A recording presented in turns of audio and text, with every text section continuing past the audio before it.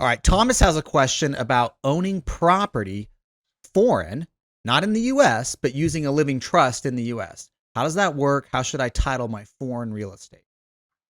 Okay. Now, in the US, we have a set of laws that we have a constitution. The states have to recognize other states' laws. So if you have a trust set up under the laws of one state, other states have to recognize it if you have assets in those states. We also have a federal income tax system that all of our estate planning and trusts are designed around and are contemplating and are taking into account. Now, it is not taking into account foreign jurisdictions. Once you start owning property in a foreign country, your estate plan is flipped upside down. It's going to work in the US for assets in the US, but assets in a foreign country, you're going to need to go get foreign counsel. You're going to have a foreign probate system that you're going to have to deal with, and you're going to need to go get foreign legal counsel for that. Unfortunately. And Thomas, I know that seems like a simple question, but it's a complicated answer. Yeah, yeah. And I think the best approach to take in this situation is you've probably got about 187 countries that you are going to have different rules for. And you're just going to have to look at what does that country provide as way of ownership for that asset. And hopefully you can make the owner of that structure or trust in Austria, or I think in Mexico that has specific corporate laws that are really specific to Mexico. You can't go down there with a U.S. trust or a U.S. corporation. You've got to set up a corporation in Mexico, but then you make the shareholder of that corporation or the beneficiary of that trust in Austria, or whatever the structure might be in Ireland or Australia or wherever it is. Try to get your trust in as the owner of that entity or the beneficiary of that trust in that country. So deal with their structure first, but try to make your U.S. trust the owner or beneficiary of that. Would you concur, my co-host? Yeah, sometimes possible, sometimes not. That's why it's like, there's 187 different answers.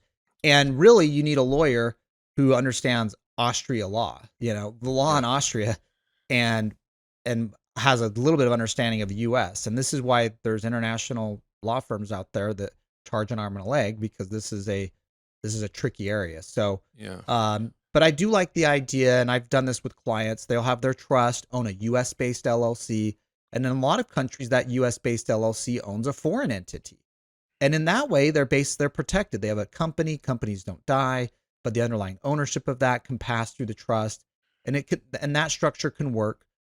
Thomas was asking here in terms of a personal asset, not a rental property. But you could still use the LLC structure and entity structure where the underlying ownership is eventually a U.S. LLC and a trust that owns the U.S. LLC. That can sometimes be an easy solution. But again, not always certain it's going to work in the foreign country where you're looking at.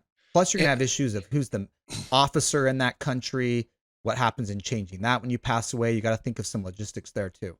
Yeah. And for those of you that enjoy my artwork here, I can come play Pictionary on your team at any point and hopefully add to the experience. Right here, we have our trifecta, and this is our asset side.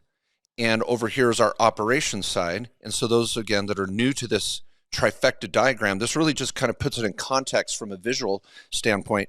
You might have your little LLC side hustle here. You might have an S corporation. You can even have a little sole proprietorship, and maybe your day job is over here. But this is all flowing down to your US 1040. And I like to show here that you might have an IRA that your trust is the beneficiary of, your LLC in Arizona that your trust is the member of or owner. And then here's this LLC in Austria or a trust in Austria where, again, your trust is hopefully the owner, or as Matt said, maybe a US LLC provides a little buffer as an owner in the in-between area here.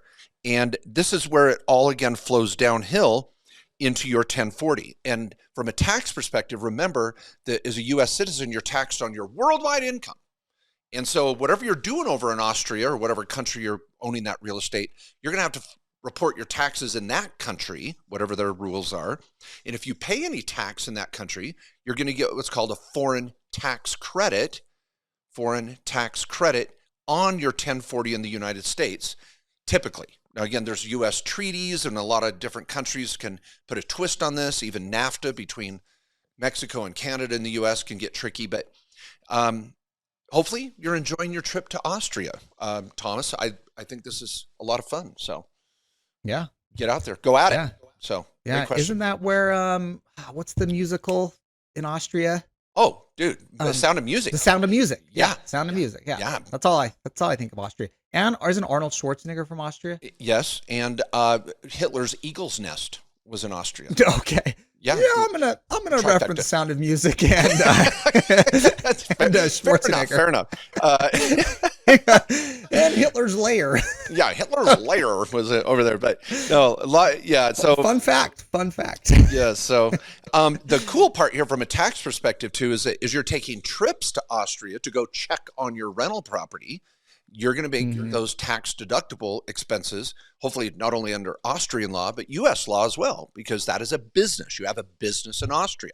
And so that's going to be a valid write-off and really a nice little perk. Well, great question, Thomas.